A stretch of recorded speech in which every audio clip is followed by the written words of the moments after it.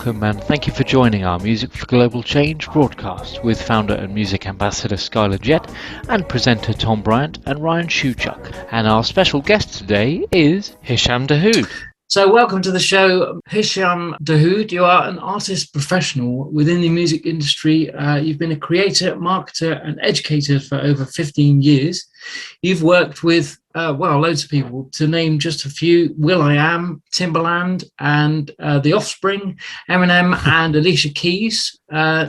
You are instrumental in growing Fame House, which is a prominent digital marketing agency, which has been sold to the Universal Music Group. Moving to LA, you started your own marketing and brand strategy practice, teaching next generation music creators through your brand, ArtistPro. So welcome to the show, Hisham. Thank you. And please tell us more.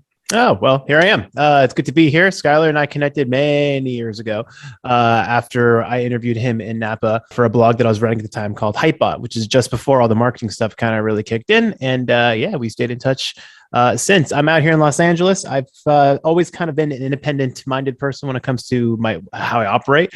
That just might be the artist in me, I suppose. Even when I was building a marketing agency, I was always kind of doing my own thing on the side. But again, I'm actually from San Francisco. I am the product of the right place, the right time. I always start with that.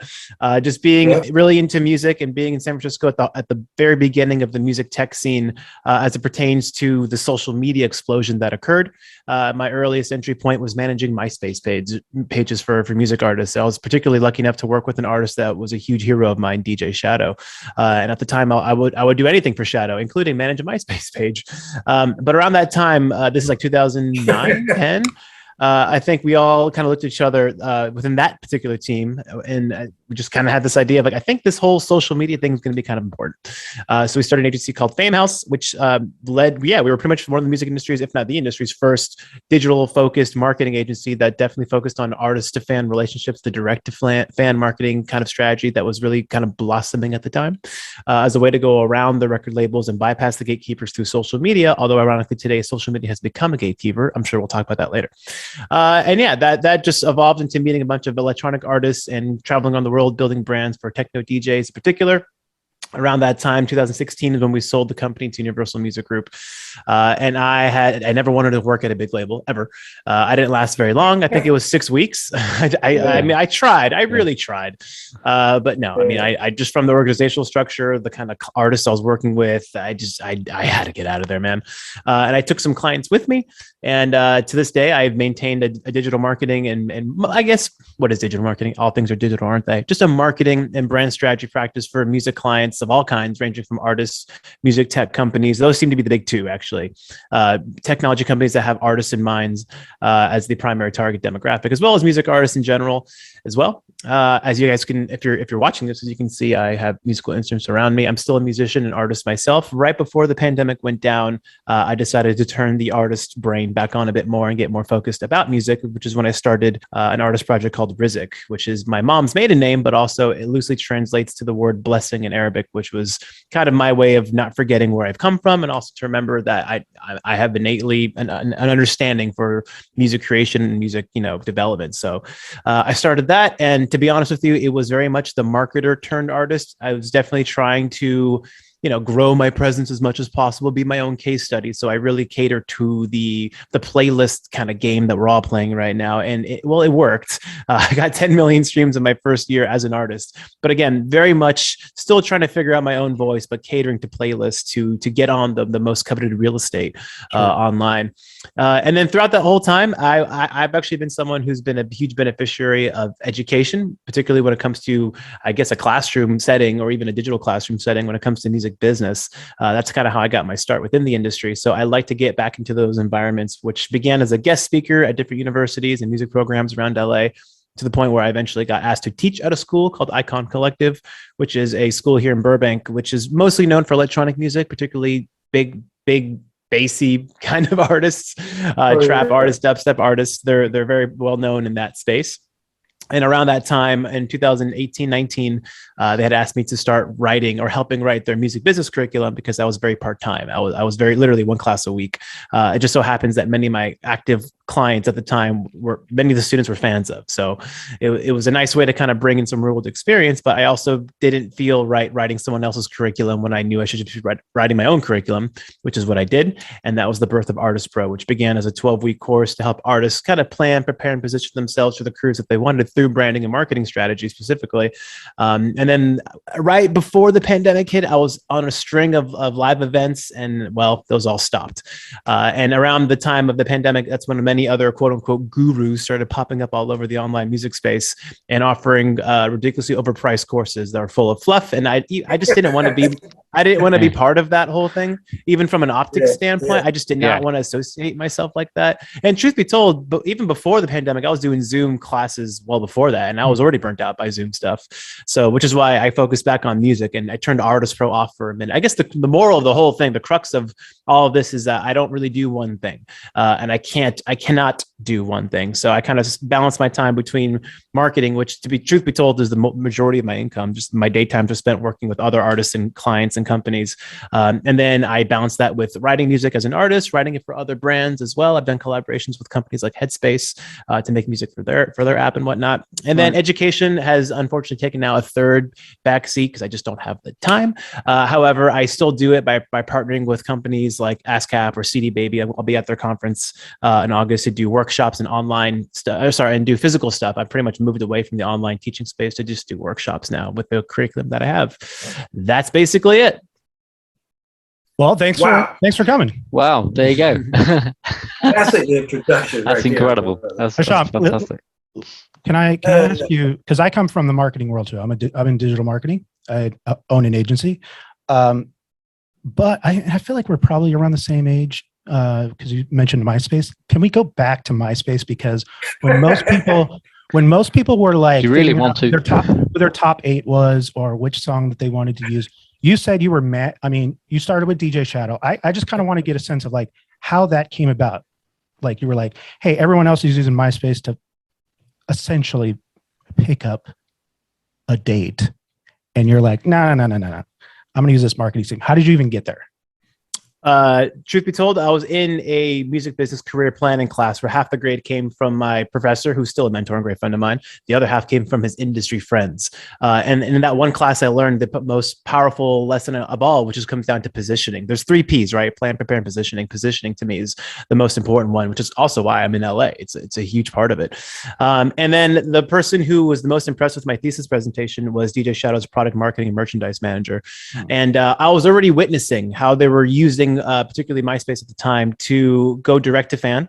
And even then, actually in 2010, I saw how the strategy there was to not rely on MySpace, which was to get everyone off of MySpace, even then, onto the personal website, onto the email list. At the time, we were the first people to ever use SoundCloud within a mobile app, which I know sounds funny now, but at the time that was pretty groundbreaking.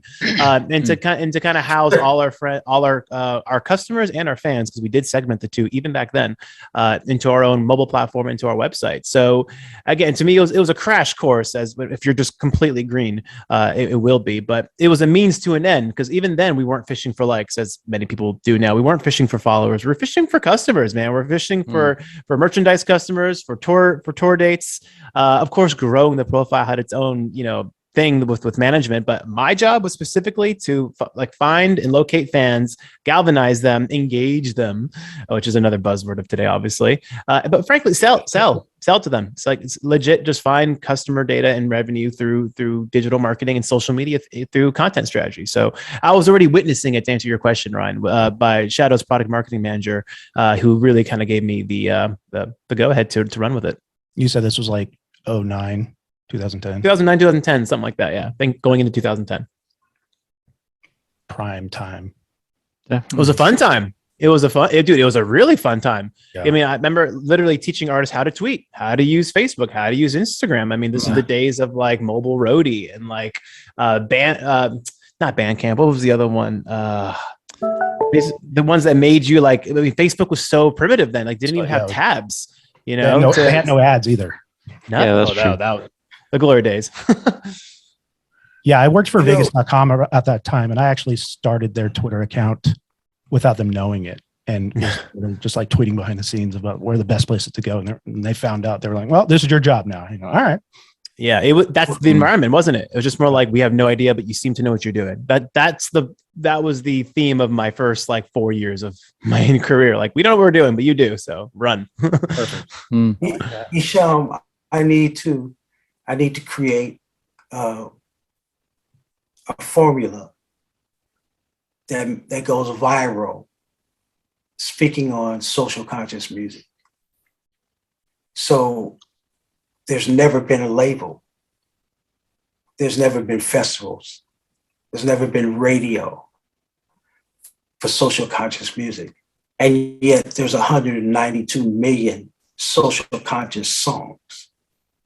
So if we can connect the two with your knowledge of, bringing customers, you know what I'm saying? We're trying to bring customers to this whole social conscious music movement, music for global change. And so I don't know how we're going to do it as of yet without capital, but it's going in that direction. Eventually capital will come. You know what I mean? Because there's a lot of people out there that write. So now you're a writer yourself. I know you do the whole technical thing, and you really versed at all of it, branding, the whole thing. Do you put that energy into songs that you write yourself and promote yourself? That's a very good question. And the answer is not really. And I'll tell you why. It's almost like on one hand, I definitely look at music as part of my business and part of what I do. I still turn to it as an escape. I still turn to it as a form of, like, just to say it, like healing, like personal healing. And I play to really put my emotions. So, Skyler, to answer your question, there's like the minimal things I just know because it's on autopilot in my brain. Like, of course, I would know how to register my songs. Of course, I would know how to upload properly. Of course, I would know how to use playlists. Of course, I know how to pitch, like all these kinds of things. But for the most part, I still rely on just good old fashioned intuition as to how I kind of express the outward bound components of my music as opposed to what the audio stuff is. And the reason for that really is that, like, I look at my computer screen enough all day. I look at, marketing plans and strategies enough all day. Like, I will make a content calendar for my own music, but for the most part, Skyler, like, I almost like don't look at it too aggressively, which might be why it's kind of doing well. Now imagine if you reversed it and you put the time to yourself rather than trying to help somebody else get there, right? That's a whole nother thing in itself. That's like background singers are 20 feet from stardom, right? But when do you take the chance as a background singer to start singing your own music? When do you get that much courage? You say, I've done everybody else's music. When am I going to do mine? And when you're sitting there writing and you go into a space, nobody can hear you but what out of you right there, right? Mm-hmm. But if you're recording it, man, you never know. I mean, you're doing all this other stuff for other people, but you're not doing it for yourself. Do you know what I'm saying? Oh, I do. And imagine if you, especially with all the knowledge you got enough knowledge that, people are trying to get your knowledge at the technical side of it, and how to create money funnels and stuff like that. Sure. But at the same time, did you just put a couple of, I think I saw a couple posts where you put a couple tunes out, right? Yeah. I mean, like, for the first year, I was very militant about my release schedule. I think it was 4 to 6 weeks. So just like very consistent. And again, it worked. But then, look, you talk about product of your own success, right? At a certain point, people knew me for my piano stuff. Piano is my second instrument. I've only recently picked that up in the last 5 years. And when I started performing as a piano player, number one, I was bored, to be honest with you. I was just like, there's so much more in me that I want to get out there than this. But also, it just didn't feel completely genuine. I was like, wait a minute. Wait. Rewind a little bit. We're rewinding. Did you just say, like, it's nothing that you really want to do for yourself? No, it is. I mean, again, I'm into all kinds of genres of music. That was just one outlet for like piano, soft, emotional kind of music, which I knew would also do well for playlists. But I just knew there was more to me. That wasn't my truest, authentic voice. It's just something I can do. Does that make any sense? Yeah. Now check what if you was gonna do your first record, what genre would it be? It would loosely be considered electronic music, and that's kind of where I've evolved into now, where I can perform live using drum machines, synthesizers, etc. But I'd like to have more energy while still maintaining that emotional thing. So I would say just loosely electronic music. Do you like playing? Do you like playing in a band situation? I'm longing for that. Ironically, that's where I started. I started playing drums in bands, and now I'm a one-man band. And while on one hand, the control component is nice, but the chemical mixture, I'm longing for. I'm still very longing for the idea of playing live with people. Wow, man. Well, that's cool. Tom, you got a question? Well, it just stems from what you've just said there. You mentioned that piano is your second instrument. Do you have a go-to or a preference as far as instrumentalism? What you like to do, or is it just that you go with whatever you feel suits the music that you're creating? How do you decide on that?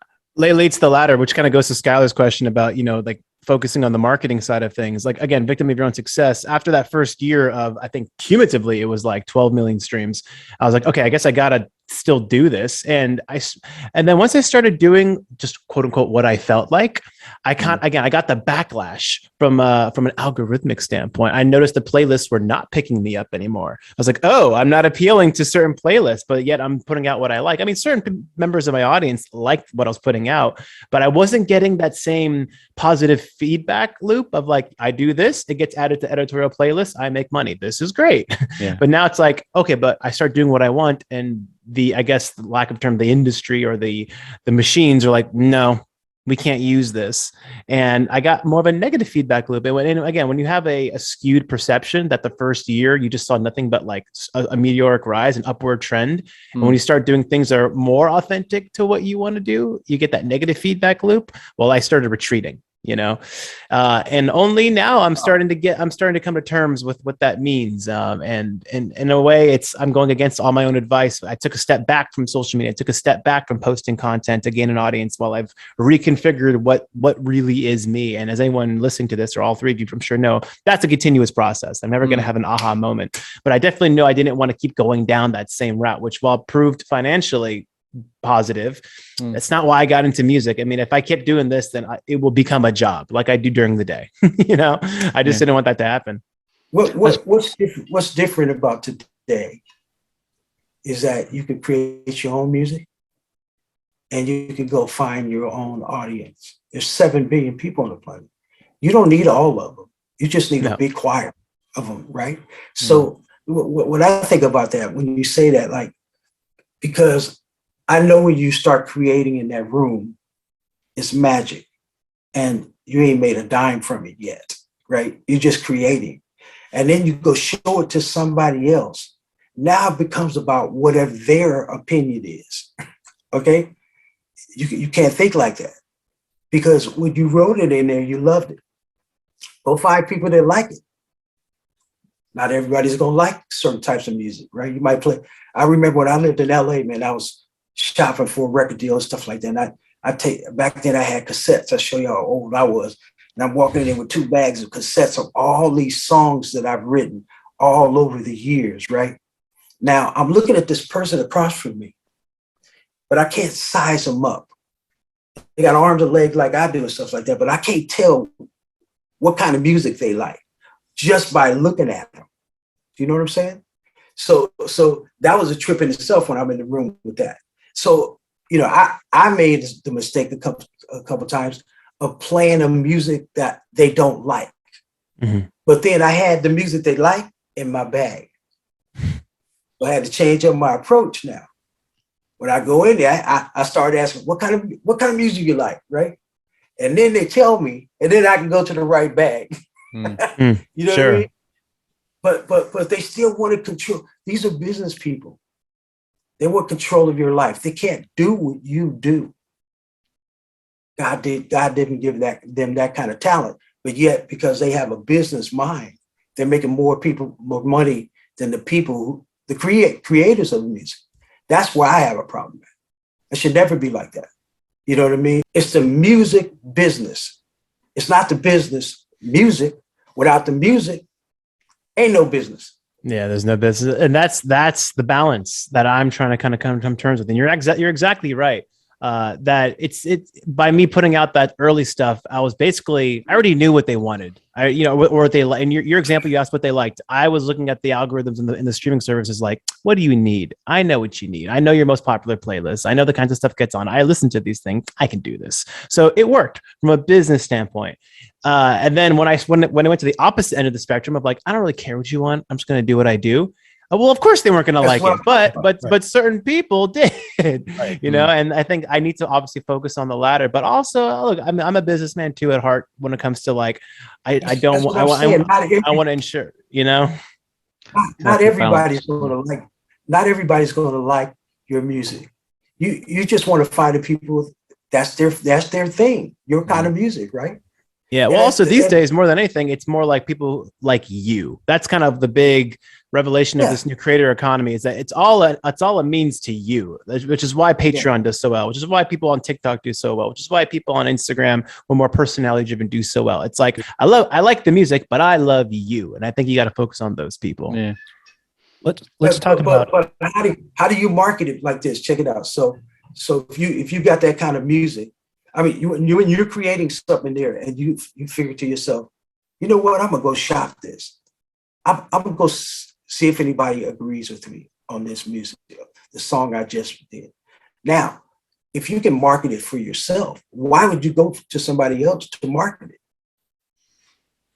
All kinds of reasons. I think it also depends on, attaching yourself to credible names. So just use examples in the electronic music space. I could put stuff out on my own on Spotify and work certain playlists, but if a well-known record label, and by I say well-known, I don't mean like as big as the majors, right? I just mean someone who's seen as a trusted curator could not only put it out on their label, but also feed some of their DJs that are on that label to go perform that music out. Like that, I don't have that kind of access at all. Obviously, it's just more of that attachment to a brand. Like if you say that this label is putting my kind of stuff out, there's obviously number one, a wide people to reach out to, but you've already been vetted. I think that's the big thing too. Like in marketing, there's you have to blast through the unfamiliarity territory, and then you have to kind of start breeding favorability. But if you go through a curator, like a record label or a DJ, you've done that already. You've bypassed all that. You've already been vetted as like, no, you're good enough. What else you got, sort of thing. But to answer your question a bit more completely, Skyler, it's a combination of both. I don't think people really look. It's not so much like, hey, the music's cool, thanks, man. I think a lot more questions go into like, all right, what are you doing more actively? What's your social media presence like? How much content you got for us to work with? Has anyone else remixed you? Have you remixed anyone? Social proof is a great term for that. And it's part of the deal now. And I think you have to lay that foundation for yourself first more than ever now. Right. You got a question? Yeah. I mean, you talked about algorithms, and like I said, I mean, I spent a lot of time social media and the such. And you talk, I think it is a reality. Like when you're working with artists, like how important do you tell them, getting their music on TikTok and Instagram Reels for that exposure, or YouTube channel, or things like that? You know what I mean? Like, I feel like with social media, it's all algorithms, and you have to find a way to, I guess, expose that a little bit in order to grow. I mean, how important are those platforms to you, and what do you feel like is next on the horizon? Generally speaking, they're very important. More specifically speaking, it all depends, right? Like to use the electronic music, example that I just used prior, I would like a TikTok wouldn't be as big a focus as say YouTube or potentially Instagram Reels. And again, just like real world tastemakers. I think people always forget about like the real world people. Everyone's so focused on digital stuff, but at the end of the day, like relationships count more than any of this stuff, man. Has not changed. That has not changed at all. Look, if you're doing pop music and it's lyrically driven and you're a personality and you're a pretty girl or a good looking dude, TikTok, duh, obviously, right? But at the same time, like the great irony of all this, and I brought this up at the beginning, that social media was the way to bypass the gatekeeper, right? Well, in many ways, it's the new gatekeeper, right? Because now you have to keep pummeling people with content, pummeling the platforms, giving them content, which only makes TikTok more valuable, which only makes Instagram more valuable, which and it gives in more times than not puts you in a state of burnout. And you're like, why am I doing this? Which is something that I came to terms with too. And like I said, this is not why I got into music. When I was 13 years old, blasting CDs and playing drums along the CDs, at no point was like, man, I can't wait to make videos on my phone just to get people to follow me. No, it's I just want to do more of this. I want to do more of this. And I think people need to also kind of come to terms with that too. Is that like, number one, what do you really want? And is it just attention? Like you might want to think about that. Because what does that ultimately lead to? To me, this is all lifestyle based too as well. Like I want to make music that I like, that can at least support itself in a threshold that's comfortable for me. So I'm not always filming myself. I don't have a braggadocious personality, which unfortunately doesn't work well for me for TikTok and Instagram, unfortunately. But if you have that kind of personality, which some of my clients do, like, we lean into that stuff super hard. It really just depends, Ryan, on what your goals are, what kind of music you're making, / what kind of audience you're trying to appeal to. And then from there, I never suggest the broad brush approach of like, you should be on all the platforms all the time. I really do tell people, focus on 2 that are the most suited for your personality and your bandwidth. That's also a big one. And crush those, just absolutely crush those. Like Skyler said, there's 7 billion people out there. All these platforms have tons of users, but you don't need to boil the ocean. You really, really don't. Focus on 2 platforms and just crush it there personally. And find your own fan base. That's all it is. You get 100,000 people spending $10. That's $1 million. 100,000 people is not a lot of people. Yeah, you dip into the everyone with their phone. You have a boat. That's the way I kind of look at it. This is your boat. Go to the water. Go to the ocean. Like there's the audience, right? And then from there, bring people back. Fish and bring people back to your island. Those are now your fans, right? And there's different degrees of fans. I don't even like the word fans, if I'm honest. I think because not everyone is fanatical about you. There's different degrees of affinity. I really don't like the word fan because it assumes that everyone's crazy about you. Not really. There are some of those people. And again, from that pool set, you identify who are the ones who are most likely to spend money on you and give them an option to, give them a way to. That's it's a very transparent and consistent value, and focus on those people, man. But at the same time, you got to keep going back to fish and find these people on a consistent basis. That's right. Tom, you got another question? Well, I suppose again, it's related to what you just mentioned. You kind of answered it, but with regard to kind of the social media thing, obviously you've mentioned that you would suggest to somebody that they concentrate on maybe two platforms rather than trying to blast everything all at once. What's the sort of your kind of go-to comment with regard to how often you think you suggest that person, or you advise that person to post or to be visible on those platforms? Is it something you say you've got to be on there twice a week, you've got to be on there when you can, or is it every day initially just so you can build up a presence? How would you go about that? I would definitely avoid the when you can, because that creates room for inconsistency. The most important thing is consistency. I will say that. So even if it was once a week or something, it was always even on that day. Or? I'd rather have you go once a week, man, than like 3 times in 1 week, nothing the next week, once the week after, Also, it's conditioning too. You definitely want to condition your audience for 2 things. 1, that you're there, that you're present, but that's important. And 2, quality. I mean, that's the other hard thing to do. Look, if you get TikTok's official brand deck, which I have in my possession, if you get that official creators deck, they will tell you need to post 4 to 6 times a day. And of course, I can't help but think about like, well, look, of course you want people to post 4 to 6 times a day. Like that looks good for you guys. And I totally understand the fish in a barrel kind of approach to that, but that's just not sustainable for lots of people. Also, like how many compelling things can you say 4 to 6 times a day? I don't even have 4 to 6 good thoughts a day, like let alone gonna make 4 to 6 good videos a day, right? So I think the key is, what can you do that's high quality? That this is my personal approach. I would rather have people get conditioned that as they're scrolling, because don't forget, you're fighting these people to stop scrolling. This is the automatic behavior. Do. How can I stop these people? They call that pattern interrupt in marketing. How do we stop them from literally scrolling to look at what you're doing as something that's digesting, and the ultimate goal is something that's worth sharing, right? So I'd rather focus on high quality stuff like that. And in some ways, I do follow certain accounts almost for research purposes. Like I'm not fans of theirs, or even I might even be annoyed by them. But I definitely see the hammering of specific content. For instance, there's a rapper that I follow that he'll start by like just freestyling a verse in his car. And like, that's all he does. Right. And then eventually like, oh, I like that. He'll clip that and he'll repost the exact same thing we just saw, but he just clipped that one part. And then he'll start redoing that same verse in a park while he's doing laundry, in his car again, while he's making breakfast. So it's just hammered into our brain. I mean, I can sing it to you right now. It's completely hammered into our brain. So by the time he releases that song, we already know the lyrics. And I actually saw him. He did a show, like a pop-up show on the beach in Santa Monica. The song wasn't even out yet. He just posted on TikTok and Instagram, yo, I'll be at Pier, whatever it was, like 1913, whatever.